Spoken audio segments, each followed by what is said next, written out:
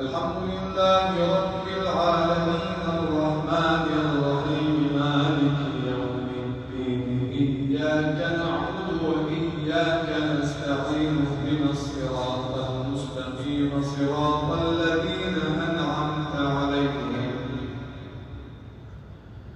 غير المغضوب عليهم ولا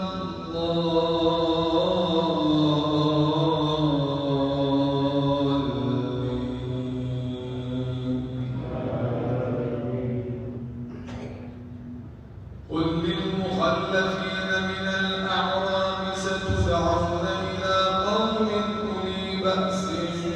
شديد تقاتلونهم أو يسلمون فإن تطيعوا يؤتكم الله أجرا حسنا وإن تتولوا كما توليتم قبل يعذبكم عذابا أليما ليس على الأعمى حرج ولا على الأعرج حرج ولا على المريض حرج ومن يطع الله ورسوله يدخله جنات تجري من تحتها الأنهار ومن يتولى يعذبه عذابا أليما فقد رضي الله عن المؤمنين إذ يبايعونك تحت الشجرة فعلم ما في قلوبهم فأنزل السكينة عليهم وأثابهم فتحا قريبا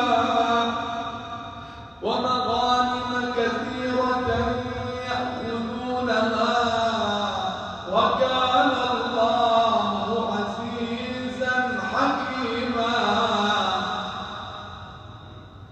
وعدكم الله مغانم كثيرة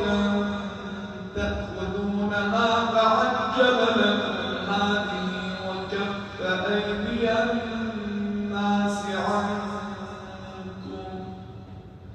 ولتكون آية للمؤمنين ويهديكم صراطا مستقيما وأخرى لم تقدروا عليها قد أحاط الله بها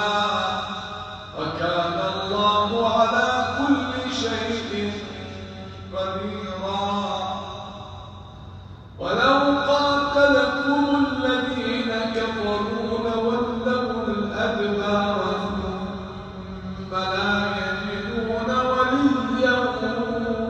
ولا نصيرا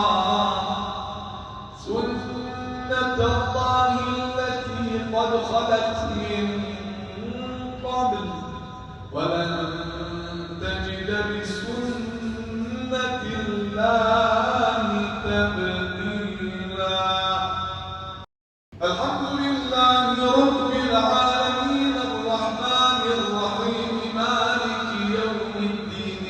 إياك نعبد وإياك نستعين اهدنا الصراط المستقيم صراط الذين أنعمت عليهم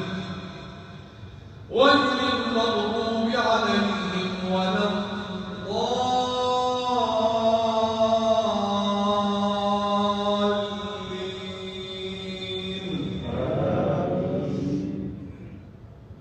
وهو الذي كف أيديهم عنكم وأيديكم عنهم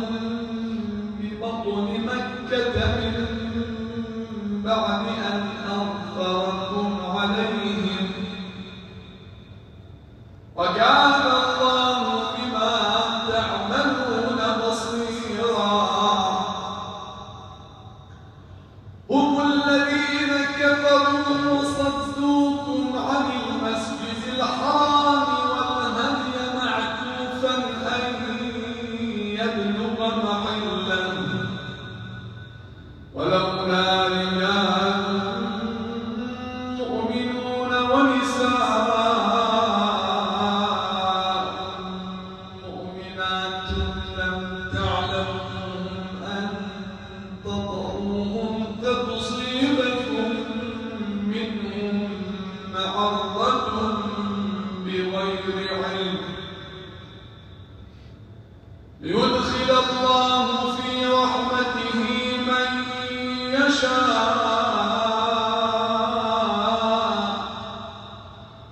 تزيلوا لعذبنا الذين كفروا منهم عذابا أليما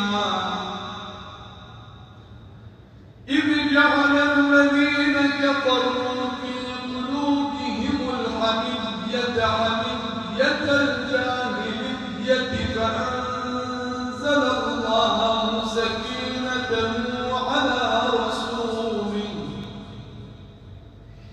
فأنزل الله سكينته على رسوله وعلى المؤمنين وألزمهم كلمة التقوى